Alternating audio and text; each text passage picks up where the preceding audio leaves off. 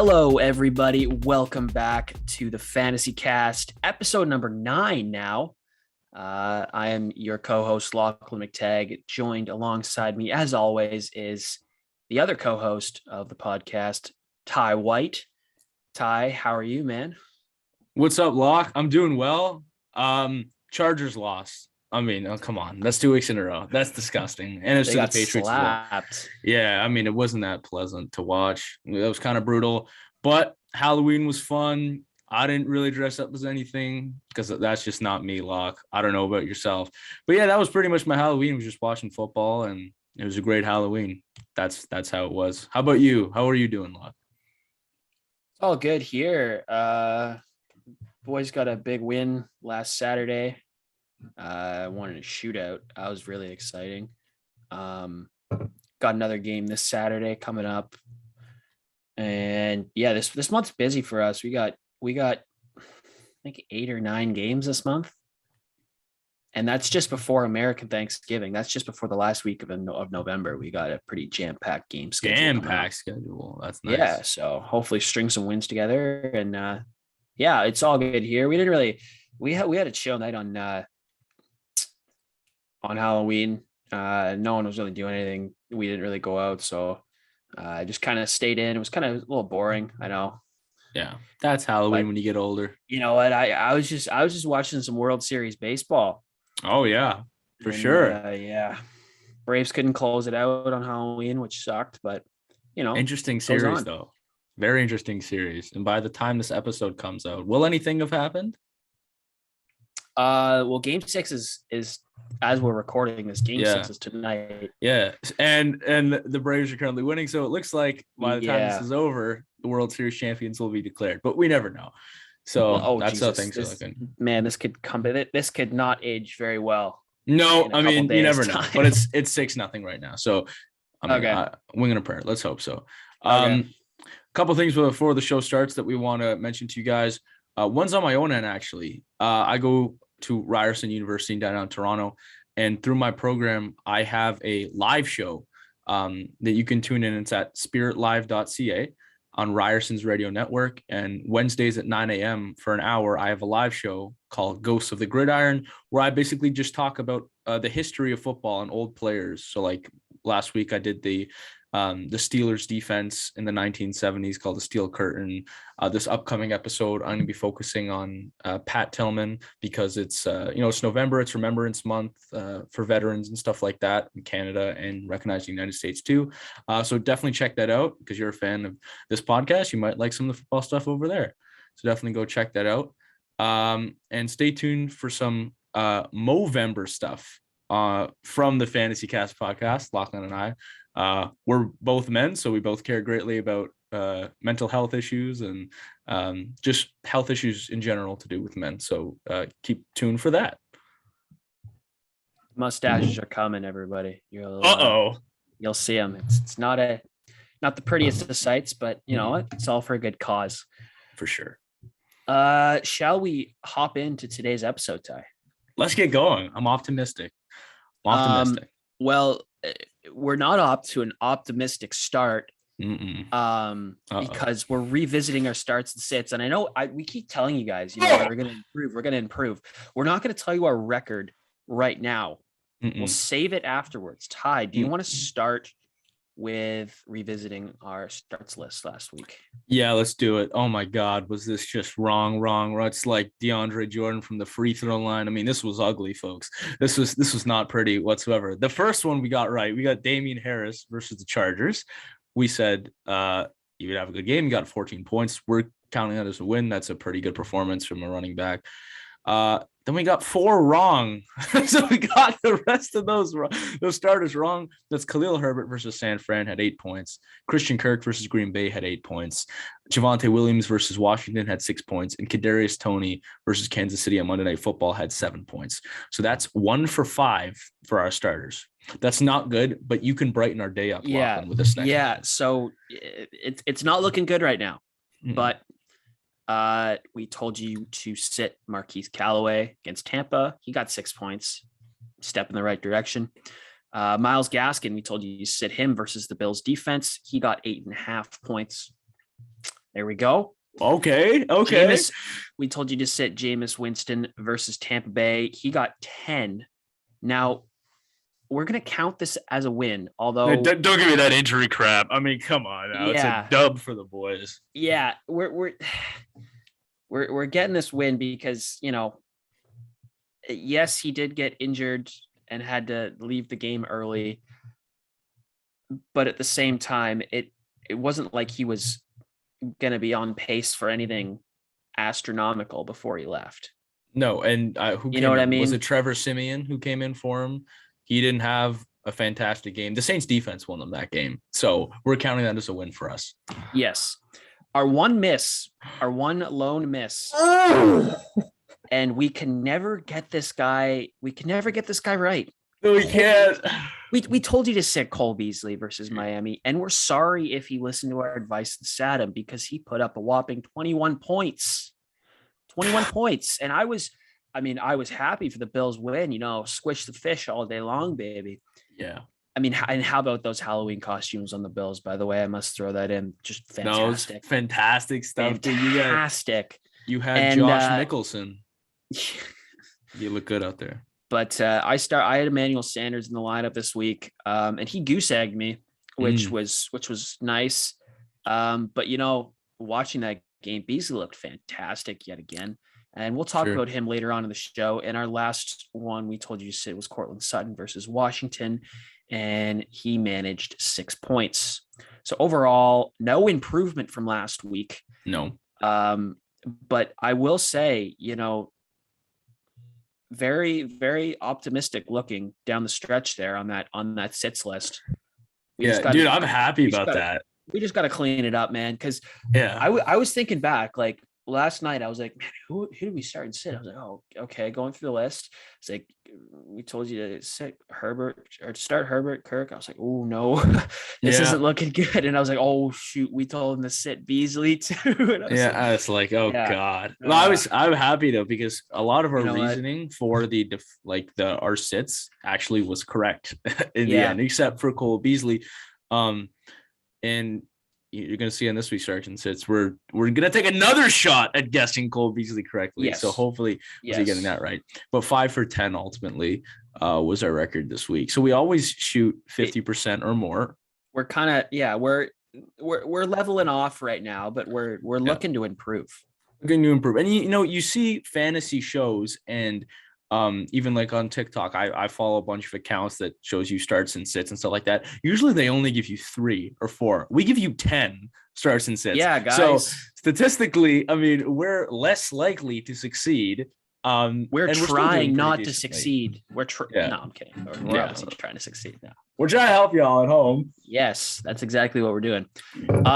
Just quickly here, I'll start us off with some big weeks. Let's do it. Quarterback Josh Allen. It looked automatic for him out there. For sure.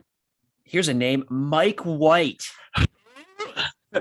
Who? Is that my cousin? Is that my brother? Who is this guy? Yeah, Mike White, 28 points. Jimmy G, 27. It's who? Garoppolo got out there? Oh my gosh. Seriously. This is a weird. Brady had 27. Pretty good week for him. And then Justin Fields. Oh, what a game he had. Wow. 26. Possibly one of the best runs I've ever seen on fourth down. It was so cool. It reminded me of like way back. I'm pretty sure it was the 80s. It was Marcus Allen on the Raiders had this awesome play where he completely went the other way around and cut through for a long touchdown. Fields did something similar here where he had to like completely change the direction, go the other way, and he scored. So, I mean, I was watching that live. That was really cool. It was really also cool. a big bounce back performance from the Bears offense as well. For sure. Signs of life there, especially for Justin Fields, which is good to see if you're a Bears fan. Yeah, I agree. Let's go on with some wide receivers. You're going to notice throughout the list that we give you guys today, very different names of players that are coming up. This is a very unique week. Like AJ Brown finished first amongst wide receivers. He had 31. Michael Pittman, who someone going to talk about a bit later. I really like Michael Pittman. I liked him since last year when he was a rookie. He had 30 this week with 2 touchdowns. Chris Godwin had 28. you never know with that Bucs wide receiving core who the heck's going to come out on top. Tyreek Hill at 27, Amari Cooper at 26. So Amari Cooper's back in the mix there. And that was Sunday Night Football Halloween with that guy at quarterback, Cooper Rush, I think his name is. I think dude, some of the memes I came up with that guy, I was so surprised because Dak did not start. No one expected Dak not to start that game. That came out of nowhere. That completely blindsided me. So there are some fantastic memes, and his name is Cooper Rush. I did get that right. Yeah. Cooper Rush looks like someone tried to draw Andy Dalton from memory. Cooper Rush looks like someone who dressed up as Carson Wentz for Halloween. Cooper Rush looks like he was cast to play Andy Dalton in a movie about Dak Prescott. I mean, these are just amazing. NFL memes gets it spot on every time. So that was impressive for Amari to have 26 because Dak was out. Why don't you tell us the RBs, Locke? Yeah. I mean, quickly on that just shows the strength of that Dallas receiving core, honestly. No question. It's ridiculous. Probably, it's unreal. We'll go with running backs now. Top running back performer, Michael Carter. What?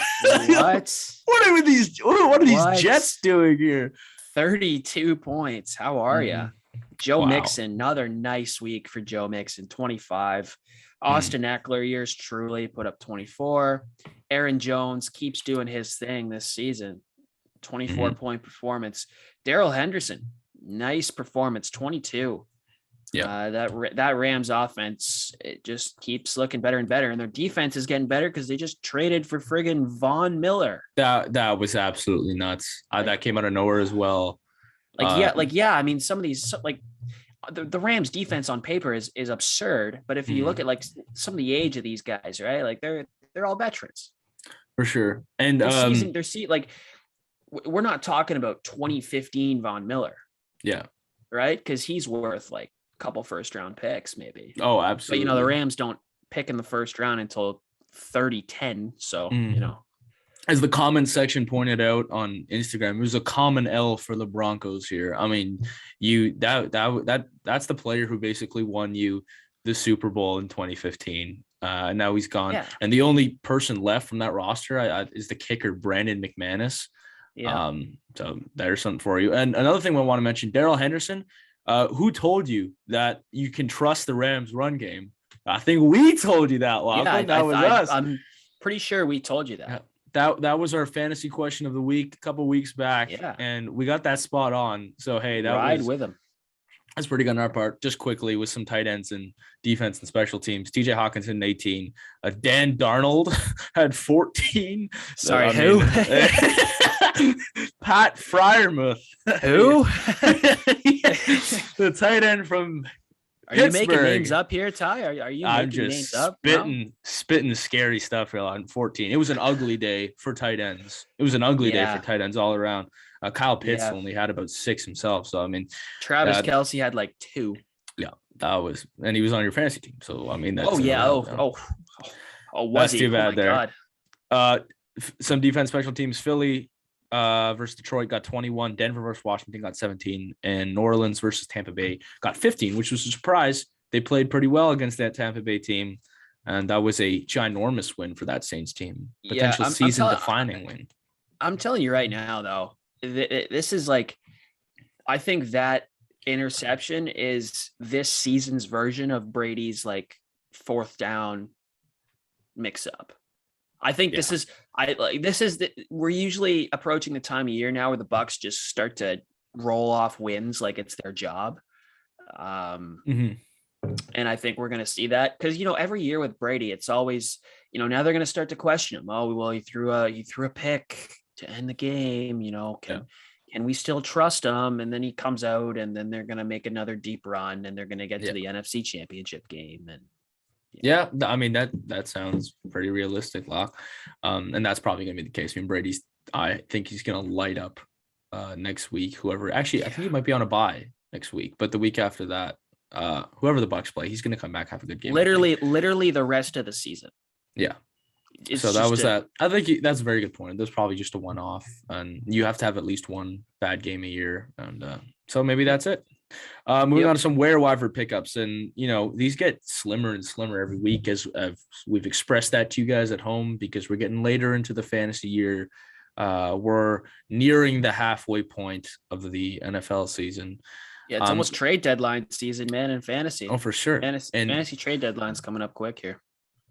And one thing I want to mention is that we're starting to get into injury season, which really isn't good and isn't pretty. And that two of our waiver wire pickups are based off injuries. And the first one that I want to mention is Jeremy Nichols, who's only 10% rostered, running back from Tennessee. And oh my God, I feel so bad for Derrick Henry. For Derrick Henry. It's so unfortunate what happened. And his fantasy owners too. Oh yeah. Rip all of you guys out there. Yeah. Can't forget about you fine people. You're going to miss those 40-point games that he puts up every other week pretty much. And the 5-point games too, man. Everything counts. Okay. Just throw one of those in there once in a while. So poor Derrick Henry on pace for 2,000 yards. Might have been the first ever player to go back-to-back 2,000 yards, solidifying him as one of the greatest running backs ever. I think he is one of the greatest running backs ever personally already, but that would have further added to his resume. No doubt. So I feel so bad for him. So that's why we have Jeremy McNichols. This is someone I definitely have known him for a little while now because he occasionally gets into the pass game. He gets about 3 targets a game. He had 16 points one week. That's his highest of the year. Derrick Henry's out, obviously. They also signed Adrian Peterson, so it's cool that AP is going. But the other thing is, don't let the name Adrian Peterson distract you from McNichols because think about it. It's going to take Adrian Peterson at least a week and a bit. He's probably not going to suit up this week. You never know, but you never know. But think production as well. He has to learn the playbook. Exactly. Practice with the team, take first team reps, right? There's a whole process that you have to go through. Before actually getting on the field. It's not like, oh, we've signed Adrian Peterson. Oh well, okay, I should pick him up then. No, Nichols is the lead back in Tennessee right now until maybe Adrian Peterson has something to say about that, but who knows? You had a very good point. And we're talking McNichols is more of a receiving back anyways. So I feel like he's definitely going to get targets out of the backfield. I feel like Mike Vrabel's going to have to switch up this offense. And we'll see what happens. But Jeremy McNichols, only 10% rostered in leagues. So certainly someone who you should look at picking up because the return on investment there could be huge depending on the way Tennessee uses him in the offense. Why don't you give us the next one, Locke? Speaking of injuries and whatnot, the injury to Miles Sanders has vaulted Boston Scott significantly. His fantasy value is on the rise right now. So try and get him. And he had 18 points last week. Very, very solid outing for Boston Scott and the Philly running game. And we've seen in the past couple of years, Miles Sanders may have been out for one game and people were hammering at Boston Scott on the waiver wire trying to pick him up because they knew he'd be the lead back. He's a trusty option when he is the lead back in Philly. And I expect nothing less from him. For sure. I think it's certainly a solid pickup. And like we mentioned, Philadelphia is starting to run the ball more. Boston Scott's also a receiving back in PPR leagues. That is phenomenal. So he's certainly a good option to pick up. These are Jeremy McNichols and Boston Scott are technically 2 RB1s on their team right now. Nonetheless, good option to pick up. This is similar to a Devontae Booker and Khalil Herbert situation potentially with these guys. And those guys have been really solid so far. So we'll see what happens with these two. Last one, Derek Carr. He's rostered in 63% of leagues. He's only had 2 games this year, lower than 20 points. And looking at the defensive schedule that he has coming up, I mean, it's fairly easy compared to other quarterbacks in the NFL. And Derek Carr is playing really solid this year. At one point, he was leading the league in passing yards. He actually might still be leading the league in passing yards. He's up there for sure. Yeah, but you have to fact check that. For some reason, reliable this year as opposed to other years. So Derek Carr, Jeremy McNichols, I keep messing that up, and Boston Scott are our waiver wire pickups for you this week. We're going to move on, Locke, to some starts and sits. Oh my gosh, 10 for 10 this week. It's happening. Most likely not. Yeah, probably not. Probably not. Yeah, I can get us started with the starts here. I'll just list them off. Let's do it. Cole Beasley. We're gonna try and get this right this week. We're gonna try. We're telling you to start Cole Beasley versus the Jaguars. Don't let us down, Cole. Please. And if anyone is watching or listening and thinking, well, I mean, Emmanuel Sanders is due for a big week. Like, what about Stephon Diggs? Yes, there's 3 very good wide receivers in the Bills receiving core to top them off, right? Like 3 very, very solid options to throw to anytime for Josh Allen. But there's going to be a lot of open spaces for those wide receivers against the Jags, considering they did trade literally their best corner. Yeah. Like they literally traded the one kind of piece of hope in that defense. Actually, out the window. Actually, I retract that statement. They have Jacksonville is Josh Allen, other Josh Allen, right? Allen versus Josh Allen. Oh my gosh, I totally forgot that this week. But yeah, and Cole Beasley's like, I don't know why, but Buffalo's like Sean McDermott has changed up this offense so much different. Like we saw Emmanuel Sanders and no Cole Beasley, and then we saw Cole Beasley and no Emmanuel Sanders. Yeah. Like you just mentioned. And there's literally a drive last week where he got the ball like 4 times in a row. Josh Allen targeted Cole Beasley. That was nuts.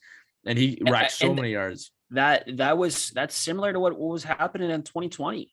I mean, last season that it wouldn't be uncommon, because everyone was so focused on Diggs because early to middle of the season that he was just putting up astronomical numbers on defenses every week.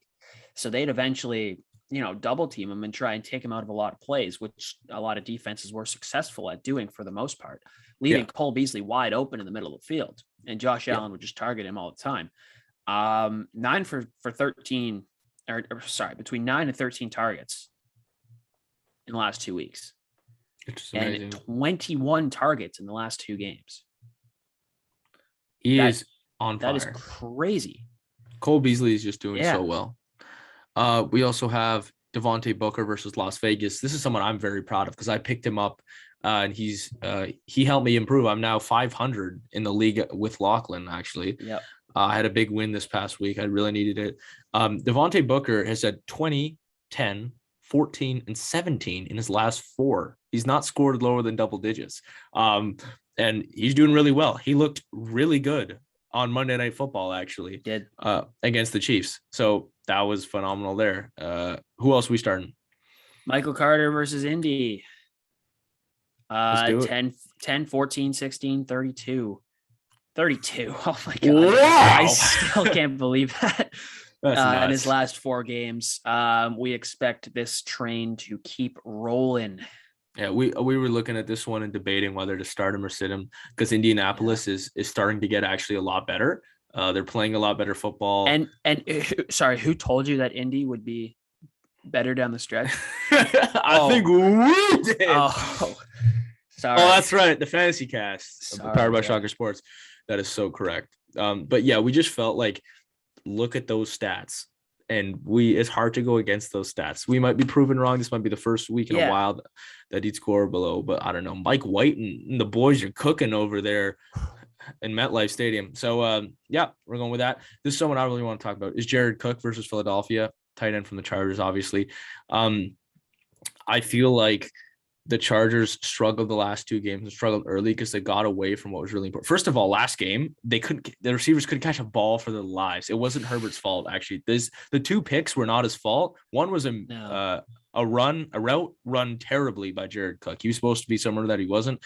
And the other, Austin Eckler, just kind of popped the ball up and it was an easy pick for the secondary. So I think the Chargers, this year they play very efficiently in bounce back games with Jared Cook. He's a very big target. The Eagles secondary isn't particularly huge. Their linebackers aren't big whatsoever. And they'll be focused for sure. And they'll be focused on Keenan Allen and Mike Williams. So I think you can maybe count on a touchdown from Jared Cook in the upcoming game. You might see some high balls, some 4th down conversions going to him, some 3rd down conversions. And he does get a decent amount of targets on that team. So I think that Jared Cook for tight ends, which is a slim area to score well on in fantasy, is a good start for this upcoming week. I agree with all that. And last start on our starts list, Michael Pittman. I mean, how can you not start this guy now going forward? Again, sure. the Colts are starting to roll, man. Cylinders are starting to turn for that team, and it's exciting. And it's exciting, and it's scary for the rest of that division. Still Halloween, baby.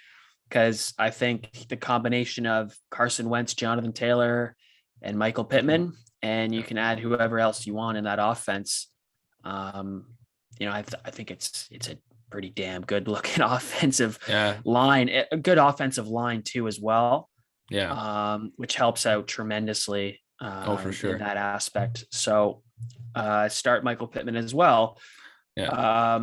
I like that point though. Scary for the rest of the league because they are. I mean, especially to Tennessee, who just lost Derrick Henry pretty much for the year. Yeah.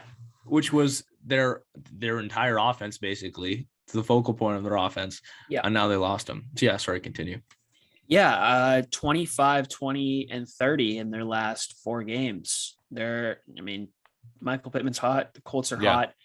Ride with these boys here. Ride with these boys. And you might be wondering at home, just like, well, isn't Pittman an easy start? Like, why are you even mentioning that? Well, no, because more often he hasn't been. Actually, I know people doubt him. People doubt him a lot. And this is the first time we're really diving into Michael Pittman on the show. I mentioned him before. I remember mentioning him in previous episodes, but Michael Pittman certainly is someone who you want to start this week and want to start every week from this point on. So we are including him in this week's starts. Moving on to some sits. Khalil Herbert versus Pittsburgh. This is one that pains me because I have to play Khalil Herbert this upcoming week because of a bye week for DeAndre Swift. But the thing is, Pittsburgh has been solid on defense lately. They're kind of like the Colts in the sense that they're really starting to ramp up and play a lot better. Pittsburgh's record has improved tremendously over the last couple of weeks. And Herbert only put up 8 points against a tough San Francisco defense. And I only imagine something similar will happen against Pittsburgh. So that's the reason we're sitting Khalil Herbert this week.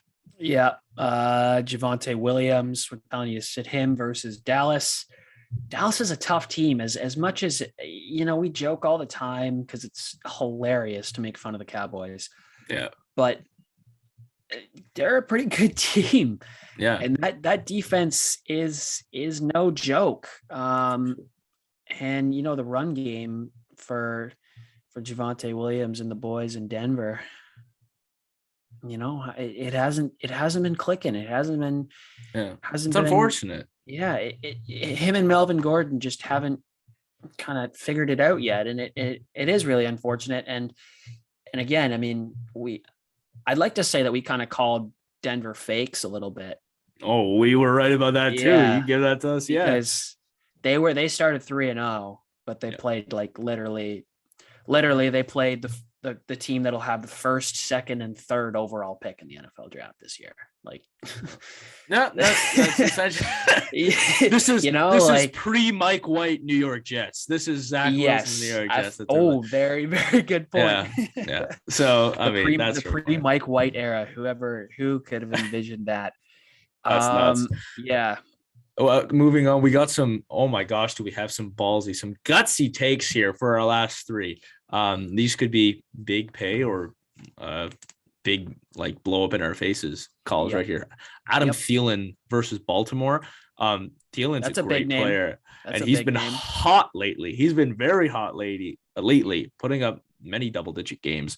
But Kirk Cousins, is struggling.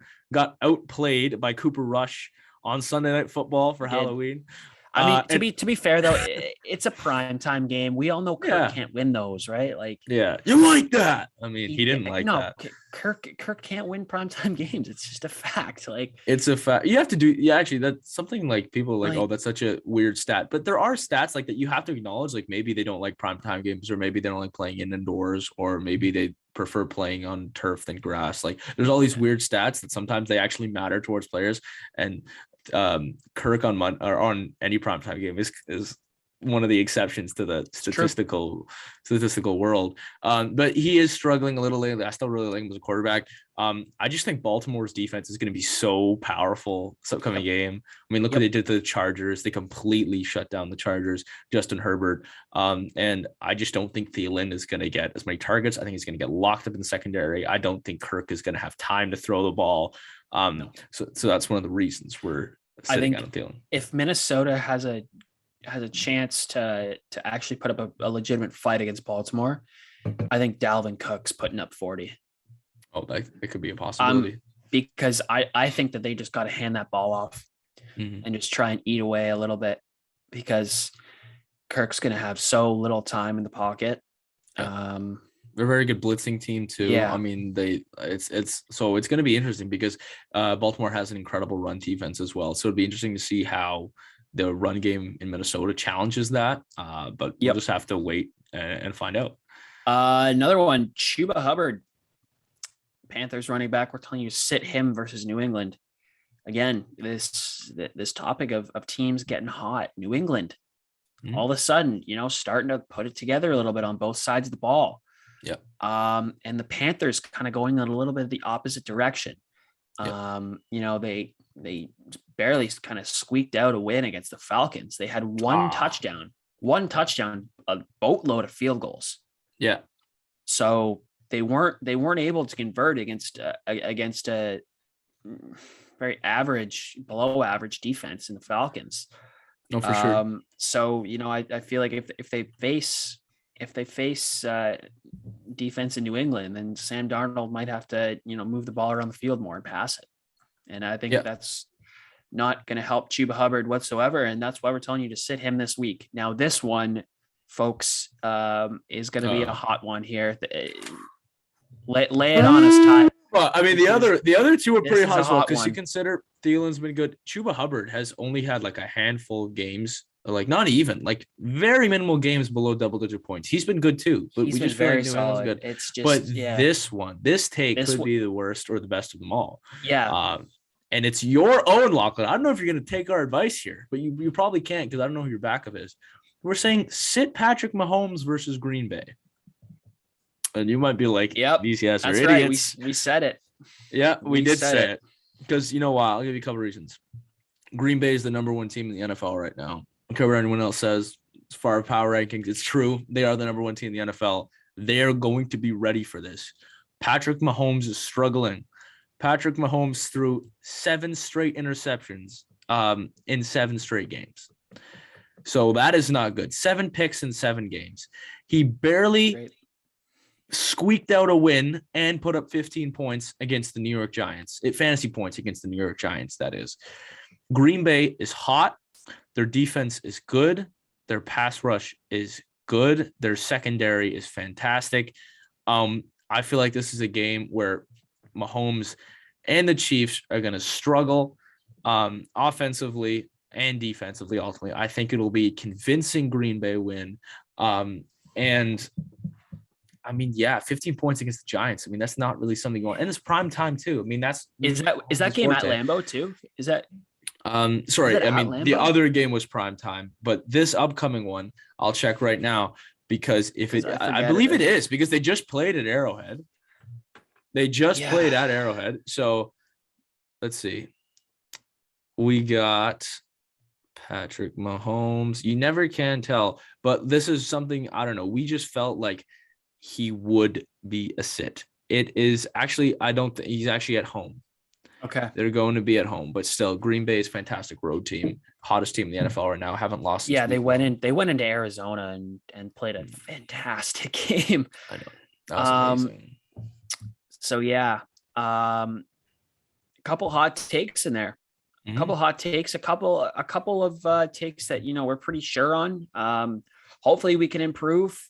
Hopefully we don't sink below 500. That's most important. Which we haven't done, knock on wood, yet this year. We have not shot below 500. And I'm pretty proud of how we've been doing. We've been doing pretty well, but we're looking to improve for sure. Hopefully we get this Cole Beasley one right. Damn it. Cole Beasley, friggin' come through for us for once, please. Yes.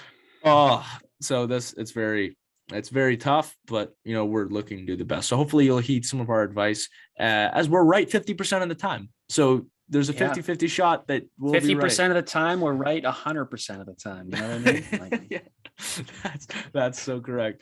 We're moving on to our last two segments, which is always fantasy player of the week and the fantasy question of the week.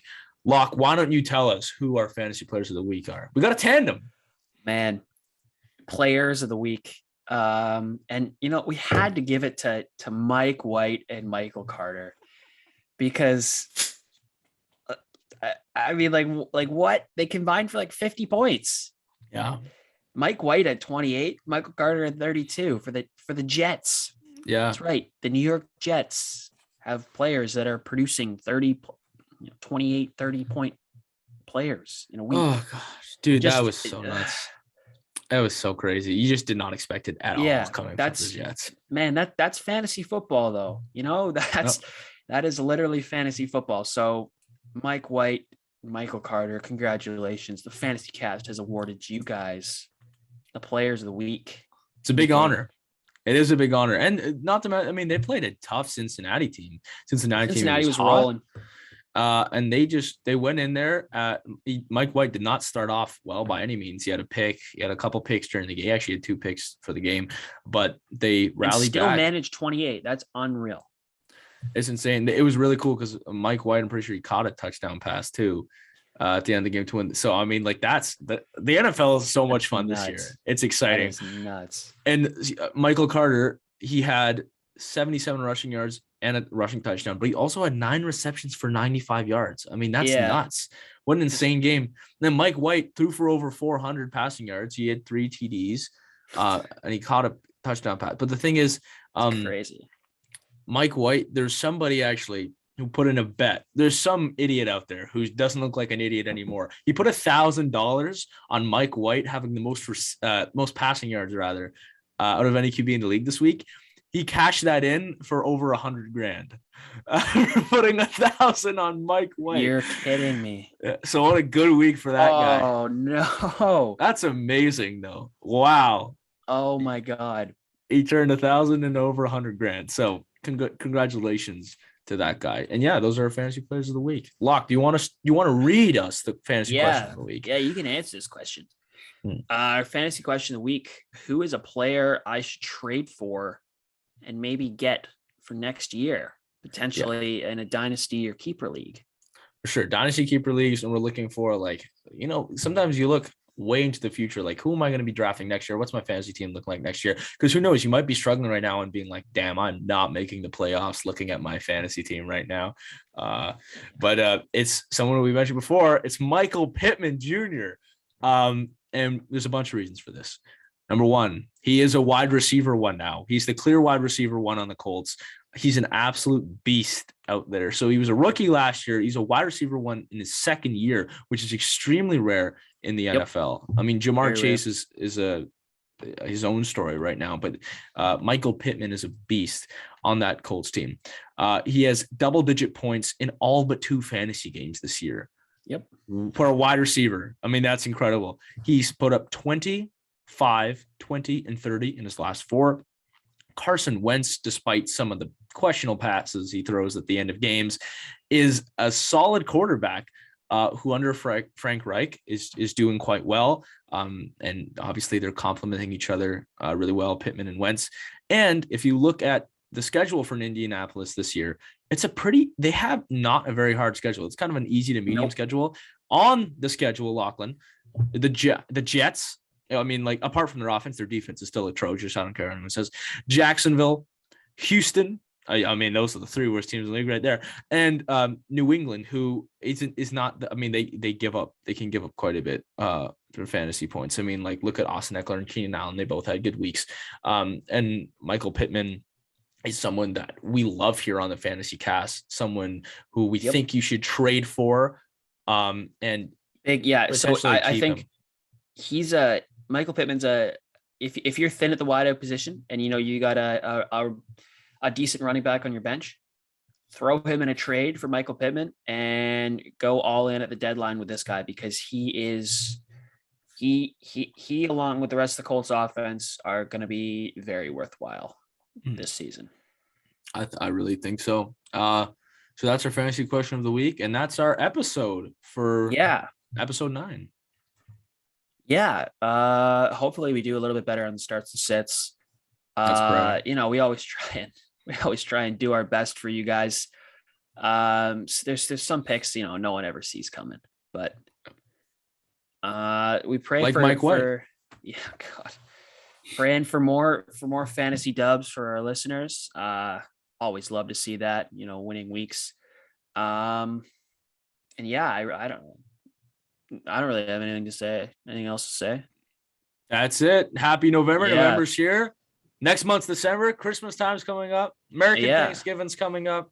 Obviously, like we said, Movember. Happy Movember to everyone, and happy, Remembrance Month for the military. So some good stuff happening in November. More football. So that's wonderful. Life goes on, baby. Life goes on. It does indeed. As always, the Fantasy Cast is powered by Shocker Sports. You can watch or listen on YouTube and Spotify. Episodes are released every single Wednesday. That's right. Every single Wednesday, you get your weekly dose of us two, which is probably enough for you. It's the recommended dosage. Yeah. We're prescribed, baby. So again, everyone here at Shocker Sports, he is Ty White. I'm Lachlan McTagg, and we will see you guys next week. Indy Jets Thursday Night Football.